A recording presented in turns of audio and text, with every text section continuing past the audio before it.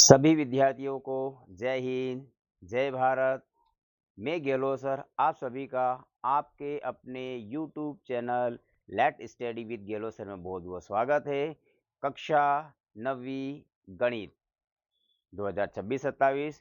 तो विद्यार्थियों, आज की जो वीडियो है, आज की वीडियो आपके लिए बहुत ही महत्वपूर्ण है, क्योंकि आज हम इस वीडियो के माध्यम से जो पढ़ने वाले हैं, ये है आपका चैप्टर चतुर्भुज का क्षेत्रफल।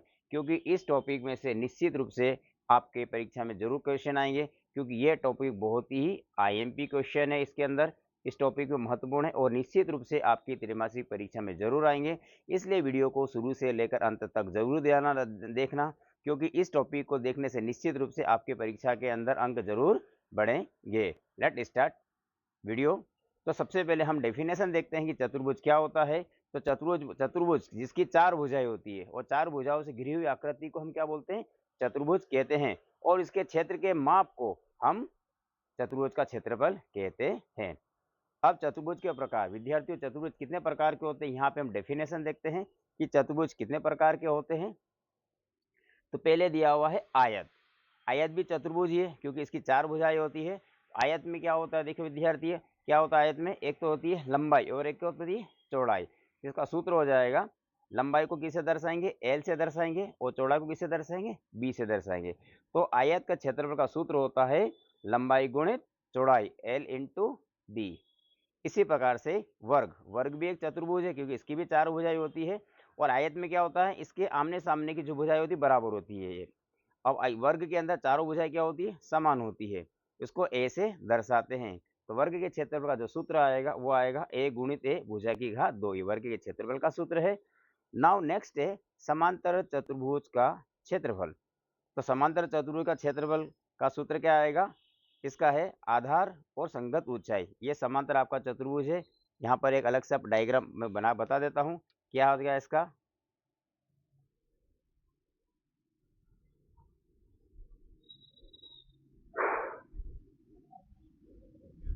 ये समांतर चतुर्भुज आ गया। इसको आप नाम दे सकते हो ए, बी, सी और डी। और यहाँ तक कि जो लंब खींच देंगे और इसको बोल देंगे यहाँ पर समकोण बनता है, और ये हो जाएगी इसकी ऊंचाई, ये ऊंचाई हो जाएगी। तो समांतर चतुर्भुज के क्षेत्र और नीचे को बोलेंगे आधार, ये होता है आधार, आधार जिसको बी से दर्शाते हैं। तो समांतर चतुर्भुज के क्षेत्रफल का सूत्र आएगा, समांतर चतुर्भुज है आधार गुणित ऊंचाई। समांतर चतुर्भुज क्षेत्रफल का सूत्र है आधार गुणित ऊंचाई। इसके बाद आ जाएगा सम चतुर्भुज का क्षेत्रफल। तो सम चतुर्भुज का क्षेत्रफल का सूत्र आ जाएगा 1/2 d1 गुणित d2। तो यहाँ पर विद्यार्थी देखो सम चतुर्भुज, यहाँ पर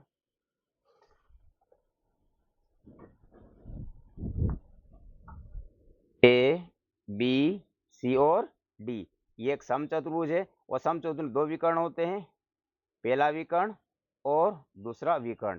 पहले विकर्ण को d1 से दर्शाते हैं और दूसरे विकर्ण को d2 से दर्शाते हैं, और जहां पर बिंदु काटती है उसको o से दर्शाते हैं। ये इसका प्रतिच्छेद बिंदु है। तो सम चतुर्भुज क्षेत्रफल का सूत्र क्या आएगा? 1/2 d1 गुणित d2। इस प्रकार से सम चतुर्भुज के चार प्रकार होते हैं, आयत, वर्ग, समांतर चतुर्भुज और सम चतुर्भुज।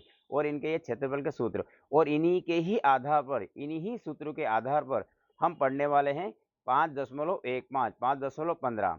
और बहुत इंपॉर्टेंट है, फिर विद्यार्थी बता रहा हूँ, इस वीडियो को शुरू से लेकर अंत तक जरूर देखना, क्योंकि निश्चित रूप से 100% इसमें परीक्षा में आपके प्रश्न जरूर आएंगे। और बहुत ही सरल विधि से आपको समझा दूंगा मैं प्रश्न। चैप्टर में क्या दिया हुआ है आपके? एक आयत की लंबाई, एक आयत की लंबाई 10 सेंटीमीटर और चौड़ाई 5 सेंटीमीटर है। आयत का क्षेत्रफल ज्ञात करना है। तो एक आयत है, आपको परीक्षा के अंदर डायग्राम भी ध्यान रखना, बनाना है विद्यार्थियों, याद रखना। हम पहले आयत बना लेते हैं।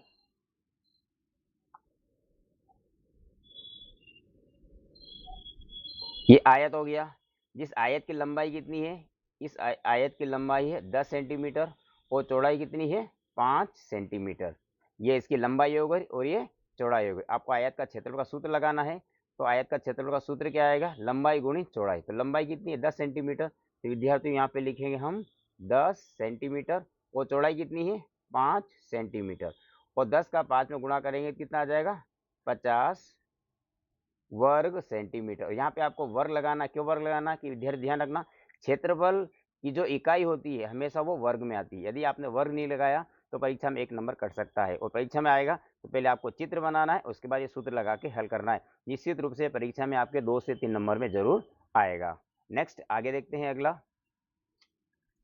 अब दिया हुआ है एक वर्ग की एक भुजा 6 सेंटीमीटर की है, वर्ग का क्षेत्रफल ज्ञात कीजिए। तो यहाँ पे वर्ग का क्षेत्रफल ज्ञात करना है।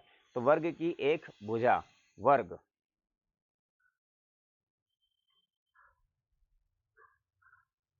ये वर्ग है, और वर्ग की एक भुजा 6 सेंटीमीटर, तो ये 6 सेंटीमीटर होगी, ये भी 6 सेंटीमीटर होगी, ये भी 6 सेंटीमीटर होगी, ये भी 6 सेंटीमीटर, क्योंकि वर्ग की सभी भुजा क्या होती है आपस में बराबर होती है। तो यहाँ पे सूत्र आ जाएगा एक वर्गीय भुजा 6 सेंटीमीटर वर्ग का क्षेत्रफल ज्ञात करो। तो क्या आ जाएगा सूत्र यहाँ पे 6 गुणित 6 सेंटीमीटर, और 6 का 6 में गुणा करेंगे तो 36 वर्ग सेंटीमीटर। इस प्रकार से आपका 5.15 का प्रश्न नंबर दूसरा भी कंप्लीट होता है। नाउ नेक्स्ट स्टार्ट करते हैं।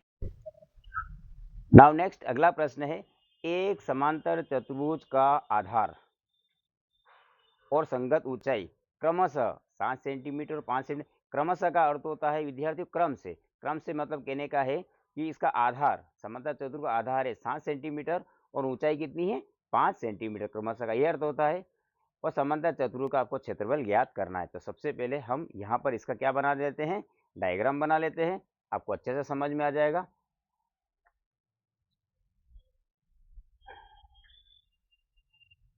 ये हमने बनाया समांतर चतुर्भुज, और यहाँ पर इसकी लंब डाल देंगे, ये इसकी ऊंचाई हो गई। ऊंचाई को किससे दर्शाएंगे, ए से दर्शाएंगे। तो सवाल में दिया हुआ है समांतर चतुर्भुज आधार, आधार विद्यार्थी तो नीचे होता है, आधार यहाँ पे है, ये आधार कितना है 7 सेंटीमीटर। आधार कितना है सवाल में देख लीजिए, आधार कितना दिया हुआ है सवाल में, आधार दिया हुआ है 7 सेंटीमीटर, ऊंचाई कितनी 5 सेंटीमीटर, और ऊंचाई दी हुई है 5 सेंटीमीटर। तो आधार है 7 सेंटीमीटर, ऊंचाई 5 सेंटीमीटर। यहाँ पे आप ए बी सी और डी डाल देना, इसकी भुजाई होगी, क्योंकि ये समांतर चतुर्भुज इसकी भुजाई 4 भुजाई होती है। तो आधार इसका 7 सेंटीमीटर, ऊंचाई कितनी 5 सेंटीमीटर है। तो आपको ज्ञात करना है समांतर चतुर्भुज का क्षेत्रफल। एग्जाम में ये डायग्राम भी जरूर बनाना। तो यहाँ पर आपका सूत्र आ जाएगा, क्या सूत्र है, समांतर चतुर्भुज का क्षेत्रफल बराबर आधार गुणित ऊंचाई। सूत्र लिख देते हैं यहाँ पे। तो आधार कितना दिया हुआ है विद्यार्थियों, जैसे अभी हमने डायग्राम में बनाया, इसका आधार कितना है, आधार कितना दिया हुआ है 7 सेंटीमीटर दिया हुआ है, आधार है 7 सेंटीमीटर, तो यहाँ पे लिखेंगे 7 सेंटीमीटर। और इसकी ऊंचाई, ऊंचाई कितनी 5 सेंटीमीटर, तो यहाँ पर 5 सेंटीमीटर। अब इसका गुणा कर देंगे तो 7×5 35 वर्ग सेंटीमीटर। इस प्रकार से विद्यार्थियों ये आपका जो 1.15 सम चतुर्भुज का क्षेत्रफल का चैप्टर आपका कंप्लीट होता है। नाउ वृत्त, वृत्त की सबसे पहले हम परिभाषा देखते हैं। क्या है परिभाषा, वृत्त की परिभाषा तल में किसी निश्चित बिंदु से समान दूरी पर स्थित बिंदुओं का समुच्चय वृत्त कहलाता है। ये वृत्त की परिभाषा है। या ये भी लिख सकते हैं वृत्त उस बिंदु का बिंदु पथ है जिसकी किसी निश्चित बिंदु से दूरी अचर रहती है। जैसे एक डायग्राम बनाते हैं हम।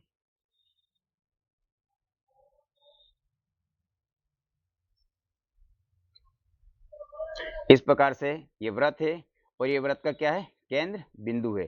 तो इसको बोलते हैं, इसको क्या बोलेंगे सर्कल। और यहाँ से दूरी क्या होगी सबकी बिल्कुल समान होती है।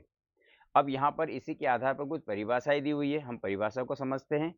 वृत्त का केंद्र क्या होता है विद्यार्थियों, वृत्त पर स्थित बिंदुओं से समान दूरी पर स्थित बिंदु वृत्त का केंद्र कहलाता है। वृत्त का केंद्र क्या होता है, वृत्त के बिल्कुल सब बीच में होता है, सेंटर में होता है, और समान दूरी होती है। समान दूरी होती है मतलब यहाँ से जाएगा, समझो ये भी 2 सेंटीमीटर होगा, ये भी 2 सेंटीमीटर होगा, यहाँ से खींचेंगे ये भी 2 सेंटीमीटर होगा, इधर भी 2 सेंटीमीटर, कितनी भी अनंत रेखा खींच दो सब कितनी होगी 2 सेंटीमीटर होगी। तो ये बिल्कुल केंद्र बिंदु समान दूरी पे होगा वृत्त से, इसको बोलते हैं हम वृत्त का केंद्र कहते हैं। नाउ नेक्स्ट आगे समझते हैं क्या दिया हुआ है नेक्स्ट में। वृत्त की त्रिज्या क्या होती है? वृत्त की त्रिज्या जिसको बोलते हैं रेडियस। क्या बोलते हैं? रेडियस। तो वृत्त के केंद्र से वृत्त तक की दूरी वृत्त की त्रिज्या कहलाती है। वृत्त के केंद्र से विद्यार्थियों यहाँ पर एक डायग्राम से हम समझते हैं, आपको डायग्राम के द्वारा अच्छी तरह से समझ में आएगा क्या होता है वृत्त की त्रिज्या। वृत्त की त्रिज्या जिसको हम बोलते हैं त्रिज्या को बोलते हैं इंग्लिश में रेडियस, RADIUS। त्रिज्या को क्या बोलते हैं हम? रेडियस। वृत्त की त्रिज्या को हम बोलते हैं रेडियस और जिसको मैथ्स के अंदर R से शो करते हैं।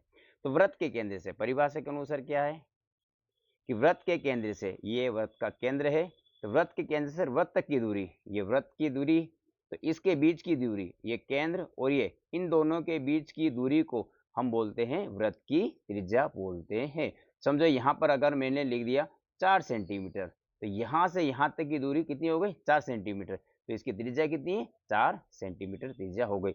वृत्त के केंद्र को O से दर्शाते हैं और इसको A से दर्शाते हैं। तो OA कितना हो गया? OA कितना हो गया यहाँ पे? 4 सेंटीमीटर।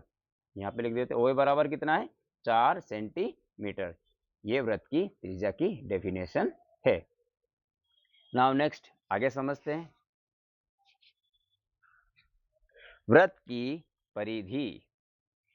वृत्त को प्रदर्शित करने वाली रेखा की लंबाई वृत्त की परिधि कहलाती है या वृत्त का परिमाप कहलाता है। जैसे वृत्त है तो वृत्त के अंदर जहां से शुरू हुआ पूरे वृत्ताकार भाग को हम क्या बोलते हैं? वृत्त की परिधि कहते हैं। और इसके केंद्र में क्या होता है? बिंदु होता है जिसको O से दर्शाते हैं। ये वृत्त की परिधि की डेफिनेशन है। अब नाउ नेक्स्ट है वृत्त की जीवा। तो परिधि के किन्हीं दो बिंदुओं को मिलाने वाली रेखाखंड वृत्त की त्रिज्या कहलाती है। अब यहाँ पर आप समझ सकते हैं कि क्या होता है विद्यार्थियों। जैसे वृत्त है,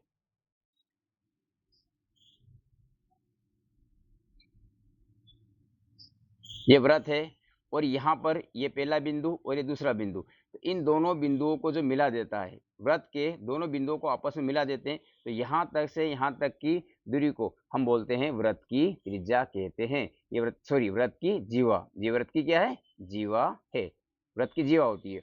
और यदि यही वृत्त में, इसी वृत्त में यदि केंद्र से वृत्त के दोनों भागों को टच करती है, वृत्त के दोनों को भागों को टच करती है, तो इसको व्यास कहते हैं। तो ये है व्यास, इसको व्यास कहते हैं। इंग्लिश में इसको डायमीटर बोलते हैं, DIAMETER, डायमीटर, जिसको D से शो करते हैं। और यहाँ पर यदि वृत्त के एक बिंदु से दूसरे बिंदु को टच करती है, केंद्र से नहीं जा रही है, केंद्र से होकर नहीं जाती है, तो इसको क्या बोलते हैं हम? जीवा कहते हैं, जिसको इंग्लिश में CHORD, कॉर्ड कहते हैं। अब यहाँ पे डेफिनेशन देख लेते हैं, क्या इसकी डेफिनेशन है। तो वृत्त के किन्हीं दो बिंदुओं को मिलाने वाला रेखाखंड वृत्त की त्रिज्या कहलाता है। जैसे ये दो बिंदु हो गए, ये A और ये B, ये दो बिंदु है, इन दोनों बिंदुओं को जो मिला रहा है उसको क्या बोलते हैं? जीवा कहते हैं, केंद्र से होकर नहीं जाती है। और इसी प्रकार से वृत्त का व्यास, जिसको डायमीटर कहते हैं, तो वह जीवा जो केंद्र से होकर जाती है, देखो बिल्कुल यहाँ पे ये क्या हो रही है? ये बिल्कुल केंद्र से होकर जा रही है, बीच में केंद्र टच हो रहा है, ये तो केंद्र से होकर जाती है, व्यास कहलाता है।